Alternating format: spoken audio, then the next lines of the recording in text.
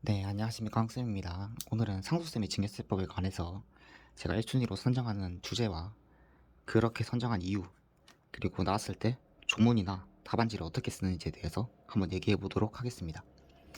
상속세 증여세법은 1순위 주제가 세 가지 중에 하나라고 생각을 합니다. 올해 출제 가능성이 가장 높은 주제는 첫 번째는, 사실 첫 번째가 1순위라 생각을 해요.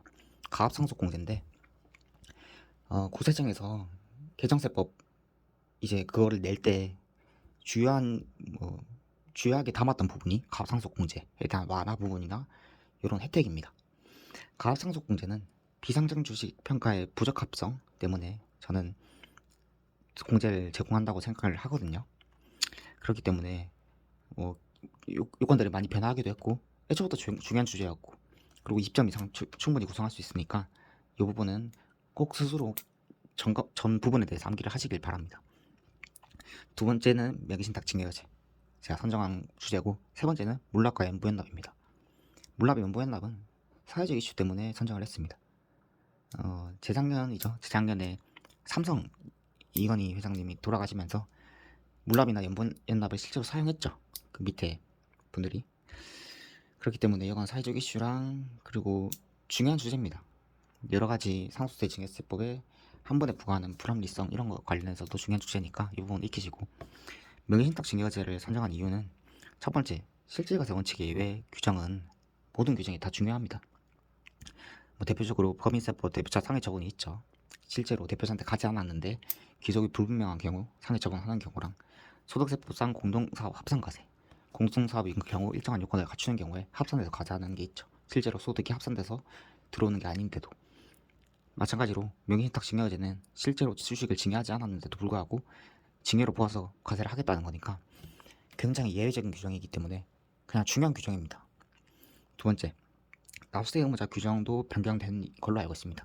실제 소유에서 명의, 명의인 이런 식으로 두 번 정도 변경이 된 걸로 알고 있고, 세 번째가 가장 중요한 선정 이유인데 관련된 논문이 굉장히 많아요.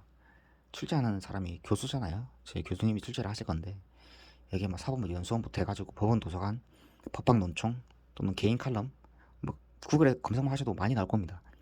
그렇기 때문에 그거의 명의신탁 증여제에 대한 위헌성 자체에 대한 거, 실질과세 원칙의 예외라는 것과 과잉금지 원칙, 비례성 원칙이 위배된다는 위헌성이나 해석에 관한 거에 굉장히 자료가 많습니다. 대법원의 판례에 대한 해석.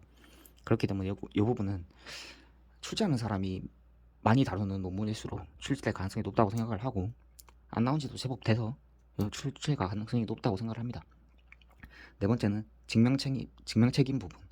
증명책임도 원래 과세관청이 일반적으로 지는 게 원칙인데 이 부분도 예외적인 규정이 있기 때문에 그 부분이랑 조문과 결합해서 단독적으로 20점 문제를 충분히 구성할 수 있다고 생각이 돼서 이 문제를 선정을 했습니다. 자, 일단 먼저 조문을 한번 보실게요. 조문은 암기 무조건 하셔야 됩니다. 여기는 상속세법 제45조 2 명의신탁 재산에 대한 증여세 규정이고, 첫 번째 권리 이전이나 그 행사에 등기 등이 필요한 재산, 토지 건물은 제외한다. 토지 건물은 왜 제외하죠?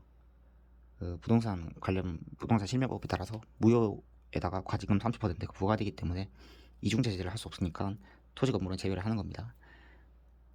예, 나머지 그럼 주식이 대부분이겠죠. 실소유자와 명의자가 다른 경우에는 국기법 제14조 실질과세 원칙에도 불구하고 그 명의자로 등기 등을 한 날, 명의개설을 위하는 재산인 경우 소유권 취득일이 속하는 해 다음 해의 말일의 다음 날. 이것도 외우는 게 좋겠죠. 주로 주식이 나오니까 판단하라고 나올 수도 있으니까. 예, 그 재산의 가액을 실제 소유자가 명의자에게 증여한 것으로 본다라고 하죠. 증여한 것으로 추정한다가 아니라 그냥 본다라고 하니까 증여 의제죠. 대단히 엄격한 규정이죠. 사실 문제가 좀 있다고 생각을 해요. 저는 개인적으로. 다만 다음 각호의 경우에는 제외한다.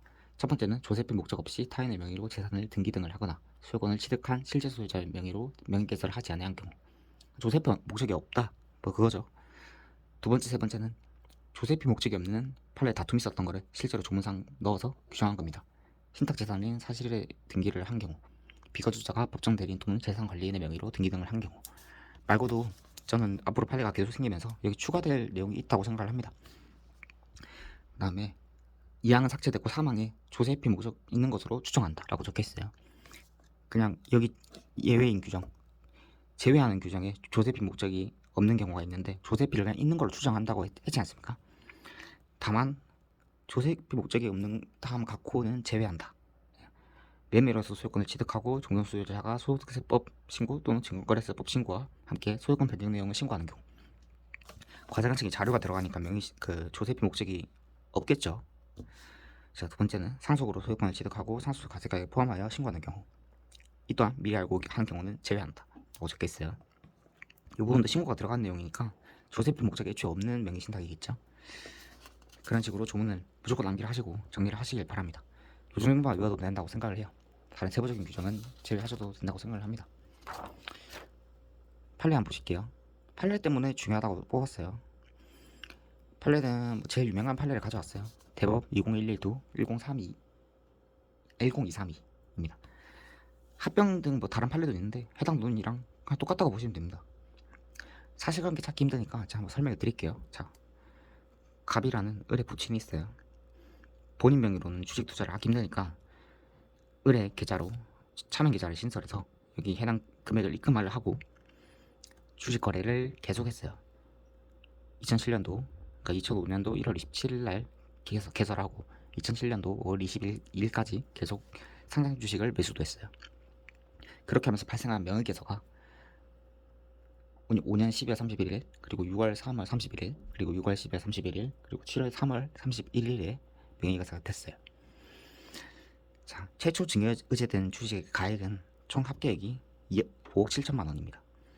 근데 그 경우가 최초겠죠.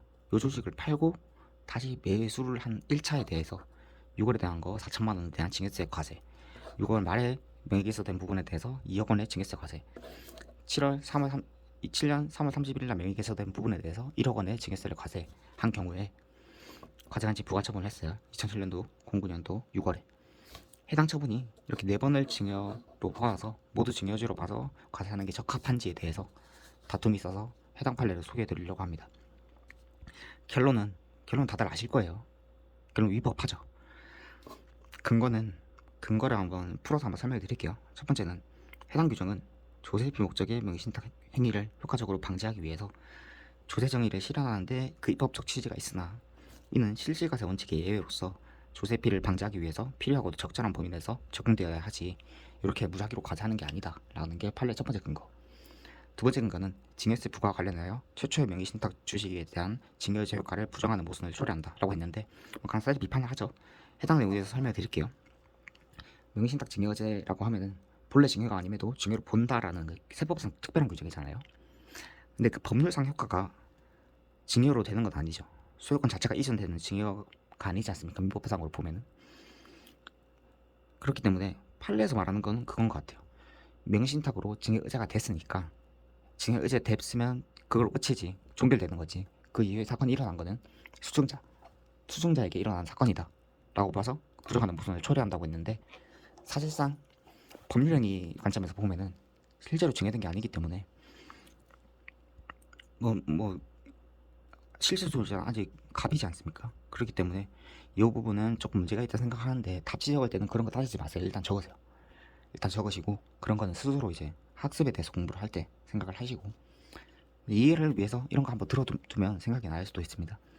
세 번째는 각각 이렇게 4번 다 적용하면은 애초에 해당 주 5억 7천만 원의 주식을 그냥 을에게 증여하는 방식의 경우에 비해서 지나치게 돈 5억 7천만 원의 그 현금을 증여하는 방식에 비해서 지나치게 많은 세액이 부과가 될 수 있어 과세형평에 어긋나는 점이 있어서 부당하죠.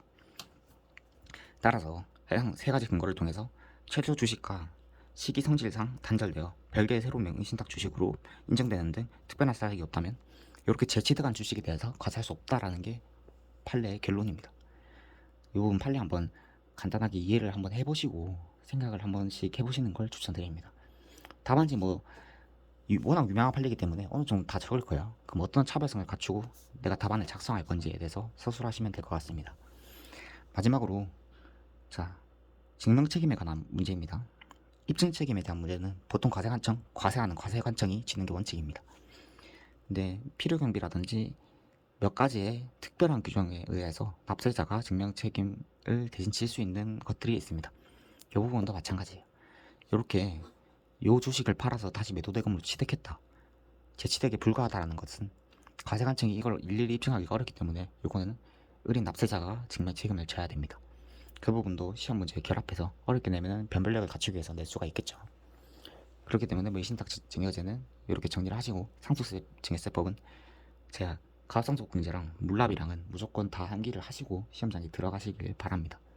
저는 세 가지 주제 중에 하나가 나올 거라 생각을 하고 뭐 제가 틀려도 전체적으로 보시면서 공부량을 좀 줄여 나가시면 좋을 것 같습니다. 시험 얼마 안 남았는데 다음에는 뭐 나왔죠? 법인세법이랑 부가가치세법 그리고 지방세법 이렇게 준비를 하도록 하겠습니다.